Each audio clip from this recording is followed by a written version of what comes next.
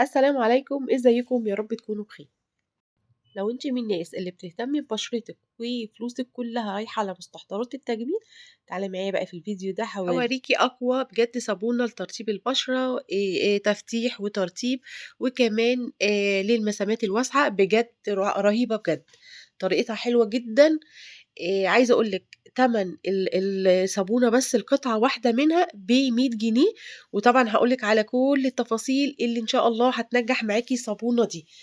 دي صابونة زيت زيتون يا جماعة، مفيش أي إضافة تانية فيها، هي زيت زيتون، يعني هي كلها زيت زيتون.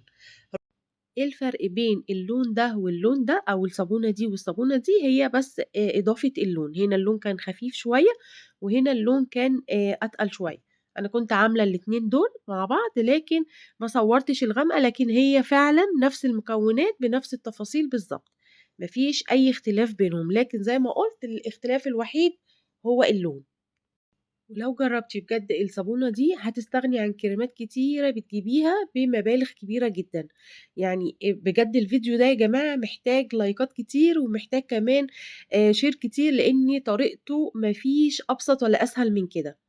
فيها تفاصيل لازم طبعا نلتزم بيها، وخصوصا لو اول مرة تعملي. بس صدقيني لو اول مرة هتعملي الصابون هيبقى معاكي ناجح بطريقة رهيبة. الصابونة ناعمة جدا جدا، عايزة اقولك نفس الملمس بالظبط بتاعت صابون الضف، لكن أفضل وأحلى. أنتِ عاملاها طبعًا بزيت زيتون خالص. ممكن طبعًا لو حابة تعملي خليط بين الزيوت ما فيش مشكلة. يالّا بينا بقى ندخل على الفيديو ونشوف التفاصيل. أول حاجة معايا هنا هاجيب هنا طبعًا أي علبة، أي حاجة عندِك طبعًا مش بتستعمليها للأكل. أنا أخدت هنا حوالي نُص كوباية من المَيّة، وهاضيف لها حوالي 4 معالق كبار من البوتاص. إيه ده، أنتِ هتشتغلي بالبوتاص وهنحطه على وشنا؟ أيوه طبعًا، ما فيش صابون بيتعمل أيًا كان ماركته إيه، لازم طبعًا يكون داخله بوتاص، يعني زيت وبوتاص هي دي عملية التصبُّن، يعني هي دي الطريقة الصحيحة للصابون. طيب أنا دلوقتي هاشتغل بالمعلقة، وكمان هاشتغل معاكم بالجرام. الصابون بتاع البشرة لازم نلتزم شوية يا جماعة في المكونات بتاعته، علشان دي بشرة، يعني ما ينفعش إن أنا أضحي كده بأي حاجة وخلاص. طيب وزن المعلقة بتاعتي قد إيه؟ وزن المعلقة بتاعتي حوالي 20 جرام. يعني أنا هاخد المعلقة، هاخد مثلا أنا عاملة هنا كوبايتين من زيت الزيتون اللي قدامكم ده. أي نوع زيت زيتون، مش شرط بقى يعني اللي هو بيكون طبعا معصور على البارد، أو بيكون على السُخن زي ما بيقولوا، أيًا كان مش هيفرق معاكِ. حتى لو كان عندِك زيت زيتون مركون أو ريحته اتغيّرت، أو مثلًا بقى له فترة طويلة عندِك، هيقضّي الغرض وهيكون معاكِ رهيب بجد يعني. فهارجع تاني وأقول لِك إن أنا النهارده إن شاء الله هاشتغل بالجرام والكوباية. طيب الجرام قد إيه؟ الكوباية عندي هنا 200 جرام، 200 جرام من زيت الزيتون. الزيادة بتاعة اللي على الميزان دي تَمَن الكوباية بتاعتي أو الكَب اللي أنا شغّالة بيها. تمام، يبقى أنا هاشتغل لو بالجرام هاشتغل ب200 جرام، لو بالكوباية هاشتغل كوباية.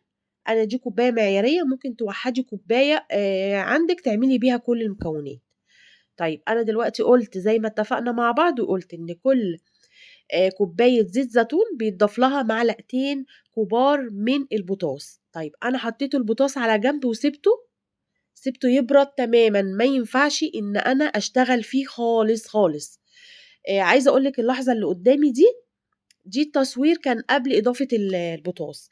يعني أنا دلوقتي المَيّة النُص كوباية من المَيّة ضِفت لها نُص معلقة صغيرة من الملح، ومعلقة كبيرة من السُكّر، وبعدين ضِفت على طول بعد ما دوّبت الملح ودوّبت السُكّر ضِفت كمية البوتاص.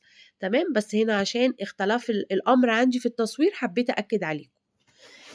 أول حاجة بقى هاعملها، هاجيب البوتاص بتاعي بِرِد تمامًا، تمامًا، تمامًا، ما ينفعش أشتغل بيه وهو سُخن، هيبوّظ لي الدنيا. يعني أنا أول حاجة أعملها، وخلّي بالِك كويس أوي وأنتِ بتشتغلي طبعًا في البوتاص أو الصودا الكاوية، لإن دي مادة فظيعة، يعني ممكن لا قدّر الله يعني تتحرقي منها أو أي حاجة.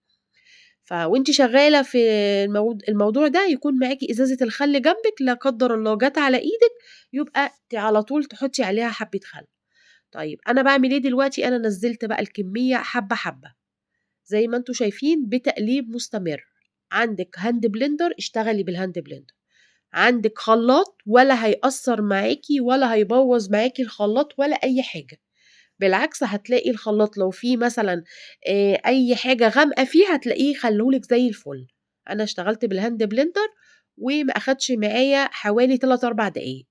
حابة تشتغلي بإيدِك بالمضرب العادي زي ما اتفقنا هياخد معاكِ ربع ساعة تقليب. طيب إيه المعلقة اللي أنا ضفتها دي؟ المعلقة دي اللي أنا ضفتها معلقة نشا. طبعًا كلنا عارفين قد إيه النشا مفيد جدًا وحلو جدًا للبشرة. بعد بقى تقليب مستمر زي ما أنتم شايفين، قعدت بقى شوية أنتِ ممكن تقلّبي بإيدِك وتريّحي شوية. إيه اللي أنا ضِفته دلوقتي؟ ده زيت عطري. طيب ينفع أحُط الزيوت العطرية اللي هي بتيجي مَيّة الورد والحاجات دي؟ لأ، الزيت العطري ده يا بنات بييجي من عند اللي بتشتري منّه مستلزمات الصابون، اللي هم بيصنّعوا الصابون. ما ينفعش لا تحُطّي برفان ولا تحُطّي أي حاجة، ده زيوت عطرية بتستحمل نسبة القلوية اللي موجودة في الصابون. فدي حاجة كده يعني كيميائية ما ينفعش تضيفي أي يعني ريحة برفان عندِك والّا حاجة، لأ دي بتستحمل وبتقعد معاكِ الريحة. طيب إيه اللي أنا ضِفته دلوقتي بردك ده كمان لون، اللون ده اسمه ألوان مايكا، الألوان دي بتكون طبعًا متخصصة للصابون وعملتها لكم في فيديوهات قبل كده. بالنسبة للون أنتِ بقى حابة ت تقل يعني تقِّلي اللون زي ما أنتِ عايزة، حابة تقلليه، بس أنا طبعًا عشان قُلت زيت زيتون فاديته لون علشان التصوير، ادّاني اللون الرائع اللي أنتم شايفينه قدّامكم ده. بُصّوا قد إيه الصابون اتصبِّل معايا حقيقي في 3 دقايق بالضبط، 3 دقايق كان ما شاء الله الصابون بالشكل اللي أنتم شايفينه قدّامكم ده. أنتِ هتشتغلي بإيدِك هتاخدي حوالي ربع ساعة تقليب وتسيبيه شوية وتريّحي، كل 5 دقايق تسيبيه شوية وتريّحي لحد ما يوصل معاكِ للقوام اللي أنتِ شايفاه. طيب مدة الصابون ده أنا هاستعمله دلوقتي؟ لأ خالص، الصابون ده يقعد بعد 40 يوم. ليه بعد 40 يوم؟ علشان يكون المادة الكاوية أو الصودا الكاوية اللي فيه اتبخّرت تمامًا، مش هيكون ليها أثر خالص، خالص، خالص، وتبقي طبعًا في فترة أمان و ما يكونش ضار خالص على بشرتِك ولا أي حاجة، زيه زي صابون الصلب اللي أنا كنت عاملاه معاكم قبل كده. طيب بعد 40 يوم بعد 40 يوم ولو حابة كمان بعد شهرين يكون أفضل وأفضل. هنا خلاص خلّصت الفيديو رهيب، مش قادرة أوصف لكم على نعومة الصابونة طبعًا، نفس الموضوع، نفس ال الطريقة دي هي الطريقة اللي في الصابونة الغامقة، لكن أنا هنا تقِّلت زي ما قُلت لكم في اللون مش أكتر.